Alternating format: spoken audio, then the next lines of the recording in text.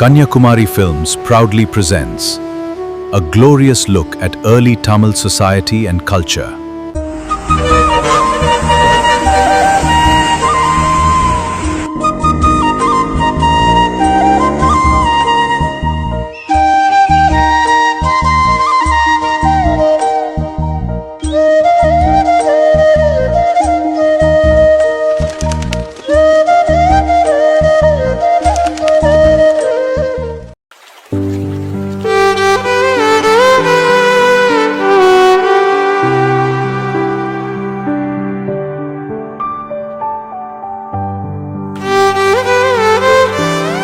பண்டைய தமிழர் நாகரிகம் கிபி காலத்திற்கு முன்பே செழித்து விளங்கியது.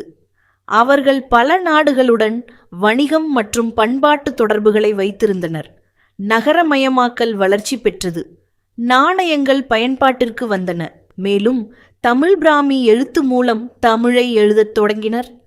ஆரம்பகால தமிழர் சமுதாயத்தை அறிய முக்கிய ஆதாரங்கள் 4. அவை சங்க இலக்கியங்கள், கல்வெட்டுகள், தொல்லியல் அகழாய்வுகள் மற்றும் வெளிநாட்டு இலக்கியங்கள். சங்க இலக்கியங்களில் மிகவும் முக்கியமானவை 8 தொகை மற்றும் 10 பாட்டு. தமிழின் மிக பழமையான இலக்கண நூலான தொல்காப்பியம் தொல்காப்பியரால் இயற்றப்பட்டது.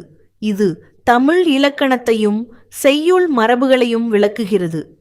8 தொகையில் இடம்பெறும் நூல்கள் நற்றிணை, குறுந்தொகை, ஐங்குறுநூறு, பதிற்றுப்பத்து, பரிபாடல், கலித்தொகை, அகநானூறு மற்றும் புறநானூறு. இவை அனைத்தும் ஆரம்பகால தமிழர்களின் வாழ்க்கை, பண்பாடு மற்றும் நாகரீகத்தை அறிய முக்கியமான ஆதாரங்களாக விளங்குகின்றன.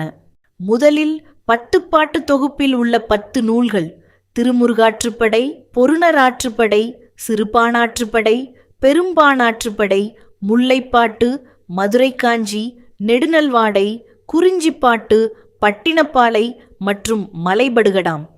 அடுத்து 11 கீழ்கணக்கு நூல்கள் அறநெறி மற்றும் ஒழுக்கத்தை எடுத்துரைக்கின்றன. இதில் மிகவும் புகழ்பெற்ற நூல் திருக்குறள். இதை திருவள்ளுவர் இயற்றினார். 5 பெரும் காப்பியங்கள் சிலப்பதிகாரம், மணிமேகலை, சீவக சிந்தாமணி, வளையாபதி மற்றும் குண்டலகேசி. அடுத்து கல்வெட்டியல் எபிகிராபி என்பது கல்வெட்டுகளை பற்றி ஆய்வு செய்யும் துறையாகும். கல், செப்புத்தகடு, நாணயங்கள் போன்றவற்றில் பொறிக்கப்பட்ட எழுத்துகள் மூலம் வரலாற்று தகவல்கள் கிடைக்கின்றன. தமிழ் பிராமி கல்வெட்டுகள் தமிழ்நாட்டில் 30க்கும் மேற்பட்ட இடங்களில் கண்டறியப்பட்டுள்ளன. இவை பெரும்பாலும் குகைகளில் காணப்படுகின்றன. அந்த குகைகளில் சமண முனிவர்கள் வாழ்ந்தனர்.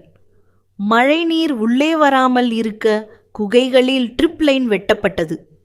பாறைகளில் ராக் பெட் அமைக்கப்பட்டு முனிவர்கள் தங்கினர். இறுதியாக பழமையான கல்வெட்டுகளில் பெயர்களை எழுதுவது அல்லது சேதப்படுத்துவது வாண்டலிசம் எனப்படும். இது நமது வரலாற்று பாரம்பரியத்தை அழிக்கும் செயல் என்பதால் அதை தவிர்க்க வேண்டும். வீரக்கற்கள், ஹீரோ ஸ்டோன்ஸ். போரிலும் மாட்டு கொள்ளையை தடுக்கும் போதும் வீரமரணம் அடைந்தவர்களின் நினைவாக வீரக்கற்கள் நிறுவப்பட்டன. இவற்றில் வீரர்களின் பெயர்கள் மற்றும் உருவங்கள் பொறிக்கப்பட்டிருந்தன. புலிமான்கோம்பை வீரக்கல். தேனி மாவட்டம் புலிமான்கோம்பையில் கண்டுபிடிக்கப்பட்ட வீரக்கல் தமிழ் பிராமி கல்வெட்டுடன் கிடைத்த முக்கியமான சான்றாகும். இது சங்க கால வீரர்களின் வரலாற்றை அறிய உதவுகிறது. மட்பாண்ட கல்வெட்டுகள் இன்ஸ்கிரிப்ஷன்ஸ் ஆன் பாட்டரி. சங்க கால மக்கள் தங்கள் பெயர்களை மட்பாண்டங்களில் தமிழ் பிராமி எழுத்தில் பொறித்தனர். இது உரிமையை குறிக்கவும் தமிழ் மக்களின் வெளிநாட்டு வணிகத் தொடர்பை நிரூபிக்கவும் உதவுகிறது. தொல்லியல் அகழாய்வுகள் ஆர்கியாலஜிக்கல் சைட்ஸ். அரிக்கமேடு, கீழடி, அழகன்குளம், உறையூர், கொற்கை போன்ற இடங்களில் நடைபெற்ற அகழாய்வுகள் சங்ககால மக்களின் வாழ்க்கை, தொழில், வணிகம் மற்றும் கலாச்சாரத்தை வெளிக்கொணர்ந்துள்ளன. பொருள் பண்பாடு மெட்டீரியல் கல்ச்சர். மணிகள், வளையல்கள், நாணயங்கள், முத்திரைகள், செங்கற்கள் போன்ற பொருட்கள் சங்ககால மக்களின் கைத்தொழில், கலை மற்றும் வாழ்க்கை முறையை எடுத்துக்காட்டுகின்றன. நாணயங்கள், காயின்ஸ், பஞ்ச்மார்க் நாணயங்களும் ரோம நாணயங்களும் தமிழகத்தில் கண்டுபிடிக்கப்பட்டுள்ளன.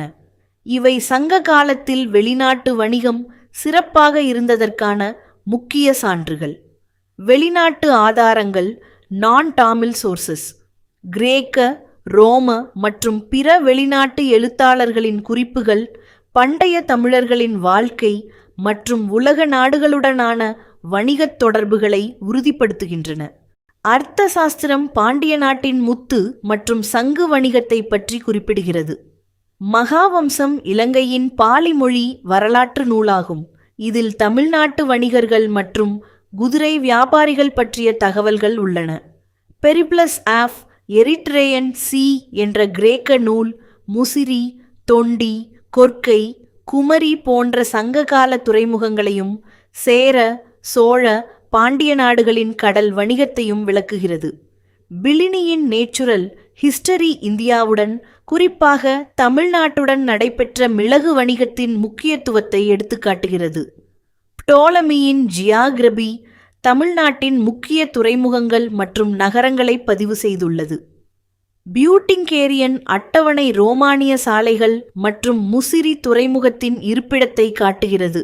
வியன்னா பாப்ரஸ் இந்தியாவில் இருந்து ரோம பேரரசுக்கு மிளகு, தண்டம் போன்ற பொருட்கள் ஏற்றுமதி செய்யப்பட்டதை உறுதிப்படுத்துகிறது. இறுதியாக, சங்க காலம் தமிழர் வரலாற்றில் முக்கியமான காலமாகும். இதை பற்றி அறிய சங்க இலக்கியங்களும் தமிழ் பிராமி கல்வெட்டுகளும் முக்கிய ஆதாரங்களாக உள்ளன. சங்க காலம் பொதுவாக கிறிஸ்துவுக்கு முன் 3ஆம் நூற்றாண்டு முதல் கிறிஸ்துவுக்கு பின் 3ஆம் நூற்றாண்டு வரை இருந்ததாக கருதப்படுகிறது. திணை என்பது தமிழர்களின் வாழ்க்கையை இயற்கை நிலப்பரப்பின் அடிப்படையில் பிரித்த முறையாகும். ஐந்திணைகள் குறிஞ்சி, மலை மற்றும் மலை சார்ந்த பகுதி, முல்லை, காடு மற்றும் மேய்ச்சல் நிலம், மருதம் வளமான விவசாய நிலம், நெய்தல் கடற்கரை பகுதி, பாலை வறண்ட பாலைவன பகுதி. சங்ககால அரசியல் மூவேந்தர்களால் ஆளப்பட்டது. அவர்கள் சேரர், சோழர், பாண்டியர் ஆவர். சேரர்கள் மேற்கு தமிழகமும் இன்றைய கேரள பகுதியையும் ஆட்சி செய்தனர். வஞ்சி தலைநகரம், முசிறி முக்கிய துறைமுகம். அவர்களின் சின்னம் வில் மற்றும் அம்பு. சோழர்கள் காவிரி டெல்டா பகுதியை ஆட்சி செய்தனர். உறையூர் தலைநகரம். காவிரி பூம்பட்டினம், பூம்புகார் முக்கிய துறைமுகம். கரிகால சோழன் பாசன வசதிகளை மேம்படுத்தி விவசாய வளர்ச்சிக்கு பெரும் பங்களிப்பு செய்தார். இந்த ஐந்திணை அமைப்பும் மூவேந்தர்களின் ஆட்சியும் சங்ககால தமிழர்களின் வாழ்க்கை, பண்பாடு மற்றும் அரசியல் அமைப்பை நமக்கு தெளிவாக எடுத்துக்காட்டுகின்றன. பாண்டியர்கள் தென் தமிழகத்தை ஆட்சி செய்தனர். அவர்களின் தலைநகரம் மதுரை. பாண்டியர்களின் சின்னம் இரட்டை மீன் ஆகும். வேளீர்கள் மூவேந்தர்களுக்கு உட்பட்ட சிற்றரசர்கள்.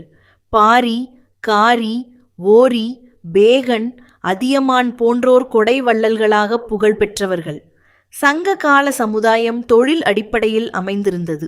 விவசாயிகள், மீனவர்கள், வணிகர்கள், கைவினைஞர்கள் போன்றோர் சமூகத்தில் முக்கிய இடம் பெற்றனர். பெண்கள் தாய்மார்கள், கவிஞர்கள், நடனக் கலைஞர்கள் மற்றும் வீரப்பெண்களாக இலக்கியங்களில் குறிப்பிடப்பட்டுள்ளனர். அவர்கள் சமூகத்திலும் பொருளாதாரத்திலும் முக்கிய பங்கு வகித்தனர். சங்ககால பொருளாதாரம் விவசாயம், கால்நடை வளர்ப்பு, வணிகம், வேட்டையாடுதல் மற்றும் மீன்பிடித்தலை அடிப்படையாக கொண்டது. விவசாயத்தில் நெல், கரும்பு, சிறுதானியங்கள் போன்ற பயிர்கள் பயிரிடப்பட்டன. கைவினை தொழில்களில் மட்பாண்ட தயாரிப்பு, இரும்பு உருக்குதல், ஆயுதங்கள் தயாரித்தல் மற்றும் கல் அணிகலன் செய்தல் முக்கியமானவை. இரும்பு தொழில் சங்க காலத்தின் மிக முக்கியமான தொழிலாக இருந்தது. இரும்பினால் வாள், ஈட்டி, கத்தி போன்ற ஆயுதங்களும் விவசாய கருவிகளும் தயாரிக்கப்பட்டன. மொத்தத்தில் சங்க கால தமிழர்கள் விவசாயம், வணிகம், தொழில்கள் மற்றும் உயர்ந்த சமூக அமைப்பில் சிறந்து விளங்கியவர்கள் என்பதை இந்த பகுதி விளக்குகிறது. கோல்ட் ஜுவல்லரி சங்க காலத்தில் மிகவும் பிரபலமாக இருந்தது. தங்கம், மணிகள் மற்றும் விலைமதிப்புள்ள கற்களால் அழகான ஆபரணங்கள் செய்யப்பட்டன. கிளாஸ் பீட்ஸ் தயாரிக்கும் தொழில்நுட்பமும் தமிழர்களுக்கு தெரிந்திருந்தது. இதற்கான சான்றுகள் அரிக்கமேடு மற்றும் கொடுமணல் போன்ற இடங்களில் கிடைத்துள்ளன. பெர்ல் ஃபிஷரி மற்றும் ஷெல் பேங்கிள்ஸ் தயாரிப்பில் தமிழர்கள் சிறந்து விளங்கினர். பாம்பன் பகுதியில் முத்து மற்றும் சங்கு வளையல்கள் தயாரிக்கப்பட்டன. டெக்ஸ்டைல் இண்டஸ்ட்ரி சங்க காலத்தின் முக்கிய தொழிலாக இருந்தது. பருத்தியால் உயர்தர துணிகள் நெய்யப்பட்டன. Trade and exchange barter system மற்றும் காயின்ஸ் மூலம் நடைபெற்றது. வணிகர்கள் லேண்ட் ரூட் மற்றும் சீ ரூட் வழியாக பொருட்களை கொண்டு சென்றனர். தமிழகம் ரோம் மற்றும் மேற்கு நாடுகளுடன் ஓவர்சீஸ் ட்ரேடில் ஈடுபட்டது. பெப்பர், பேர்ல்ஸ் மற்றும் ஐவரி எக்ஸ்போர்ட் செய்யப்பட்டன. கோல்ட், சில்வர் போன்ற பொருட்கள் இம்போர்ட் செய்யப்பட்டன. ரெட் சீ கோஸ்ட் பகுதியில் தமிழ் பிராமி கல்வெட்டுகள் மற்றும் தமிழர்களின் பொருட்கள் கண்டுபிடிக்கப்பட்டதால் சங்க கால தமிழர்களின் இன்டர்நேஷனல் ட்ரேடு உலக புகழ் பெற்றிருந்தது என்பது உறுதியாகிறது. சங்க காலத்தில் புகார், கொர்க்கை, உறையூர், மதுரை, கரூர் போன்ற நகரங்கள் முக்கிய வணிக மற்றும் துறைமுக மையங்களாக வளர்ந்தன. இங்கிருந்து ரோமா, எகிப்து போன்ற வெளிநாடுகளுடன் கடல் வாணிகம் நடைபெற்றது. சங்க மக்களின் நம்பிக்கை முறை இயற்கை வழிபாடு, முன்னோர் வழிபாடு மற்றும் வீரர்களை வழிபடுதலாகும். 5 திணைகளுக்கேற்ப முருகன், திருமால், இந்திரன், வருணன், கொற்றவை போன்ற தெய்வங்கள் வணங்கப்பட்டனர். நுண்கலைகள் சங்க கால வாழ்க்கையில் முக்கிய இடம் பெற்றன. இசை, நடனம், கவிதை, அழகுக்கலை ஆகியவை வளர்ச்சி பெற்றிருந்தன. பெண்கள் கண் அலங்காரத்திற்கு செம்பு குச்சிகளை பயன்படுத்தியதற்கான சான்றுகளும் கிடைத்துள்ளன. பட்டணம், கேரளா, கொடுமணல், கீழடி ஆகிய அகழாய்வுகளில் தங்க நகைகள், மணிகள், இரும்பு பொருட்கள், சங்கு வளையல்கள், செங்கல் கட்டிடங்கள், வடிகால் அமைப்புகள் மற்றும் தமிழ் பிராமி கல்வெட்டுகள் கண்டுபிடிக்கப்பட்டுள்ளன. இவை சங்க கால தமிழர்கள் நகரமயமாகவும் தொழில்நுட்பத்திலும் வாணிகத்திலும் முன்னேறி இருந்ததை நிரூபிக்கின்றன. முக்கிய தேர்வு குறிப்புகள்: முக்கிய நகரங்கள் மற்றும் துறைமுகங்கள், 5 திணை தெய்வங்கள், இயற்கை மற்றும் முன்னோர் வழிபாடு, பட்டணம், கொடுமணல், கீழடி அகழாய்வுகள், தமிழ் பிராமி எழுத்து, வெளிநாட்டு வணிகச் சான்றுகள். பொருணை தாமிரபரணி நாகரிகம். தாமிரபரணி 6 தமிழ்நாட்டின் பழமையான நாகரிகங்களில் ஒன்று. ஆதிச்சநல்லூர், சிவகலை, கொர்க்கை ஆகிய இடங்களில் அகழாய்வு நடைபெற்றது. சிவகலையில் கண்டெடுக்கப்பட்ட நெல் மாதிரி கிறிஸ்துவுக்கு முன் 1155 சேர்ந்தது. இதனால் தாமிரபரணி நாகரிகம் சுமார் 3200 ஆண்டுகள் பழமையானது என்பது உறுதி செய்யப்பட்டது. கீழடியில் கிடைத்த கிராஃபிட்டி குறியீடுகள் சிந்து சமவெளி நாகரிகத்தின் குறியீடுகளுடன் ஒற்றுமை கொண்டவை. தமிழ்நாட்டில் நகரமயமாக்கல் கிறிஸ்துவுக்கு முன் 6ஆம் நூற்றாண்டிலேயே இருந்தது. அகழாய்வில் கிடைத்த பொருட்கள் புதைகுழி தாழிகள், பியூரியல் ஆரன்ஸ், தங்கத் தலைப்பட்டைகள், கோல்ட் டைட்டீம்ஸ், கருப்பு டாஷ், சிவப்பு மண்பாண்டங்கள், வெண்கலப் பொருட்கள், தங்கம், கண்ணாடி, சங்கு, எலும்பு ஆபரணங்கள், பெண் உருவச் சிலைகள், 32 இரும்பு ஆயுதங்கள், ஈட்டி, வேல் போன்றவை, நீர் மேலாண்மை செங்கற்கள், சுடுமண் குழாய்கள் கொண்டு சிறந்த நீர் மற்றும் கழிவுநீர் வடிகால் அமைப்பு இருந்தது. கொற்கை சங்கு வளையல் தயாரிக்கும் தொழில் சிறப்பாக இருந்தது. வெளிநாடுகளுடன் கடல் வாணிபம் நடைபெற்றது. முக்கிய தேர்வு புள்ளிகள்: தாமிரபரணி நாகரிகம் 3200 ஆண்டுகள் பழமை. சிவகலை நெல் கிறிஸ்துவுக்கு முன் 1155. கீழடி கிராஃபிட்டி சிந்து சமவெளியுடன் ஒற்றுமை. ஆதிச்சநல்லூர் புதைகுழி தாழிகள். கொற்கை சங்கு தொழில் மற்றும் கடல் வாணிபம். circa 1300 BCE to 300 BCE, Iron Age or Megalithic period. Circa 300 BCE to 300 CE, Early Historic period, Sangam Age and Sangam literature. Circa 400 BCE to 300 BCE, Introduction of the Tamil Brahmi script. 1st century CE, Periplus of the Erythraean Sea. 1st century CE, Pliny's Natural History. 2nd century CE, Ptolemy's Geography. 2nd century CE, Vienna, Papyrus. G 40,822, circa 300 to CE to 500 CE, post-Sangam age.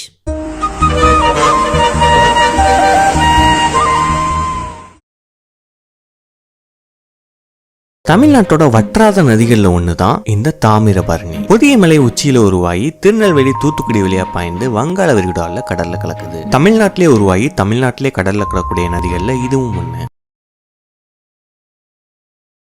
Kanyakumari மாவட்டம் இந்தியாவின் தென்மேற்கு பகுதியில் அமைந்துள்ள ஒரு முக்கியமான மாவட்டமாகும்.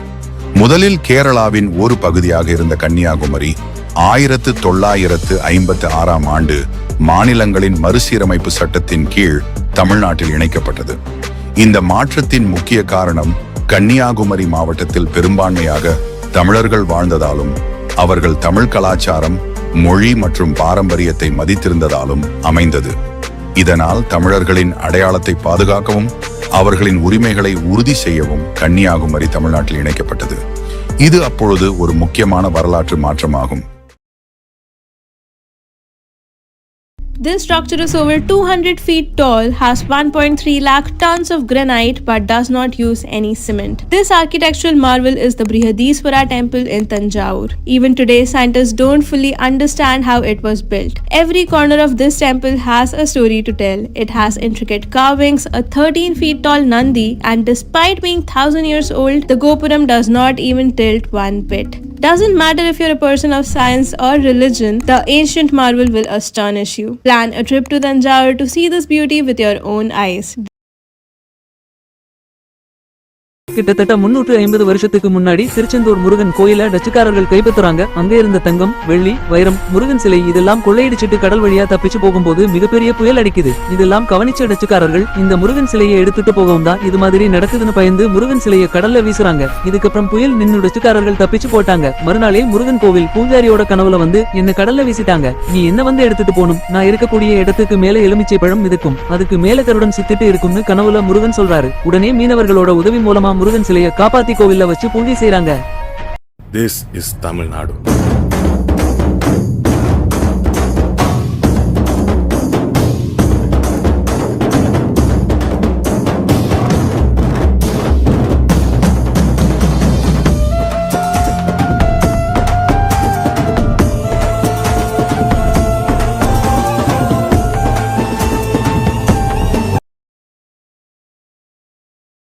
இறந்ததுக்கு அப்புறமும் இன்னொரு வாழ்க்கை இருக்கு நம்பின பண்டைய எகிப்தியர்கள் இறந்த சடலங்களை பதப்படுத்தி பாதுகாத்து வைக்கிறது மூலமா அந்த உடல் ஆஃப்டர் லைஃப்னு சொல்லப்படுற இன்னொரு வாழ்க்கைக்கு தேவைப்படும் நினைச்சு உருவாக்கின முறைதான் இந்த மம்மிஃபிகேஷன் ப்ராசஸ்.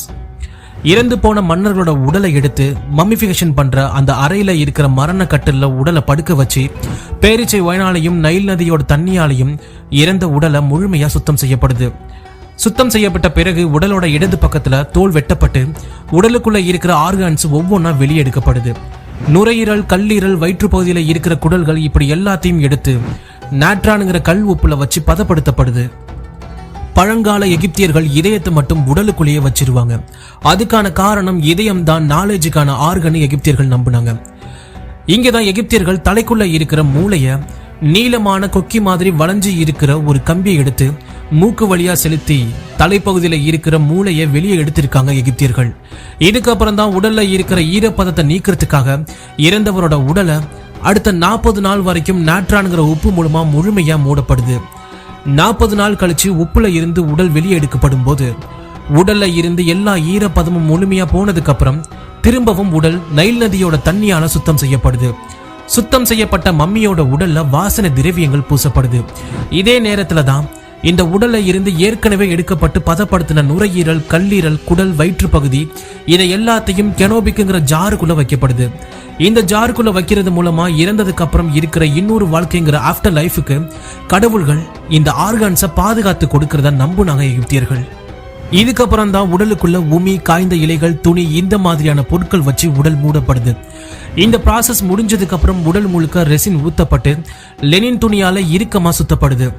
தலை, கைகள், கால்கள், உடல் பகுதி இப்படி எல்லாத்தையும் லெனின் துணியால தனித்தனியா முழுமையா சுத்தப்படுது. துணி சுத்தப்பட்ட உடலுக்கு நடுவுல பூஜிக்கப்பட்ட ஆமுலெட் வைக்கப்படுது. பூஜிக்கப்பட்ட இந்த ஆமுலெட் இறந்தவருக்கு அடுத்த உலகத்துக்கு துணையா இருக்கும்னு எகிப்தியர்கள் நம்பினாங்க. இதே நேரத்துல தான் இறந்தவரோட தலைக்கு பின்னால புனிதமான மந்திரம் மதகுரு மூலமா சொல்லப்படுது. மந்திரம் சொன்னதுக்கு அப்புறம் அந்த உடலோட கை கால்கள் இறுக்கமா கட்டப்பட்டு ஒரு பெரிய வெள்ளை துணியால உடல் முழுவதும் சுத்தப்பட்டு அதுக்கு மேல ஓசிரிஸ் கடவுளோட படம் வரையப்படுது. இதுக்கு மேல இன்னொரு துணி இறுக்கமா சுத்தப்பட்டு அதுக்கு மேல இறந்த நபரோட முகம் மரப்பலகையில வரைஞ்சி ஒரு அலங்காரம் செய்யப்பட்ட பெட்டிக்குள்ள இறந்தவரோட மம்மிஃபைட் பாடி வைக்கப்படுது. இதே மாதிரி இன்னொரு அலங்காரம் செய்யப்பட்ட பெட்டிக்குள்ள மம்மிஃபைட் பாடி இருக்கிற அந்த பெட்டி வைக்கப்படுது. இறுதியா மம்மி மக்களோட பார்வைக்கு வைக்கப்பட்டு மம்மியோட உறவினர்கள், சுத்தி இருக்கிற மக்கள் எல்லாரும் அழுது முடிச்சதுக்கு அப்புறம் வாய் திறக்கும் சடங்கு நடத்தப்படுது. அந்த சடங்குல இறந்தவருக்கு கடைசியா உணவும் தண்ணியும் கொடுக்கப்படுது. இது எல்லாம் முடிஞ்சதுக்கு அப்புறம் மம்மிஃபைட் பாடி பிரமிடுக்குள்ள இறுதியா வைக்கப்பட்டு கூடவே அவர் பயன்படுத்தின பொருட்கள், விலையுயர்ந்த ஆபரணங்கள், இப்படி எல்லாத்தையும் வச்சு பிரமிடுக்குள்ள இருக்கிற அந்த அறையையும் வழியையும் முழுமையா அடைக்கப்படுது. இப்படி 70 நாளா உருவாக்கின மம்மிகள் தான் பல ஆயிரம் வருஷம் தாண்டியும் எந்த சேதமும் இல்லாம இன்னைக்கு வரைக்கும் இருக்க காரணமா இருக்கு. அப்படிப்பட்ட மம்மிகள் தான் இன்னைக்கு இருக்கிற மாடர்ன் டெக்னாலஜி வச்சு ஆராய்ச்சி செய்யப்பட்டு ஏன்ஷியன் ஈஜிப்தியர்களோட பழக்க வழக்கங்களும் வாழ்க்கை முறையும் இன்னைக்கு இந்த உலகத்துக்கு எடுத்து சொல்ல காரணமா இருக்கு. Universe Films presents a defining look at employment in India and the growth of Tamil Nadu, coming soon to screens near you.